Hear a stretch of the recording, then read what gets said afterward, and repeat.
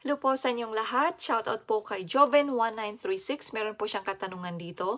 Ang sabi po niya, "Ma, magbayad ba muna ng green card online bago pumasok sa USA?"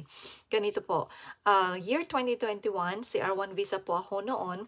Nagbayad muna ako sa Pilipinas. I believe na itong katanungan na ito ay tungkol sa USCIS immigrant fee. Para saan po ba ito? Ito ay para sa production ng ating green card, permanent resident card pagdating dito sa USA. So, ganun po yung ginawa ko. Hiniram ko yung card ng asawa ko at binayaran ko sa Pilipinas bago ako pumasok dito sa USA. Pero yung sa anak ko last year, IR2 visa, binayaran namin pagdating na dito sa USA at dumating yung card niya 2 to 3 weeks lang. Mabilis lang yung sa kanya.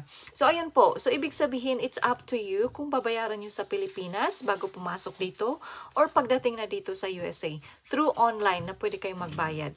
$220 I believe at check nyo lang sa online kung may mga pagbabago. So, ayun po. Sana nasagot ko yung katanungan ninyo at good luck and see you next time on my short video. Thank you for watching and listening. Bye!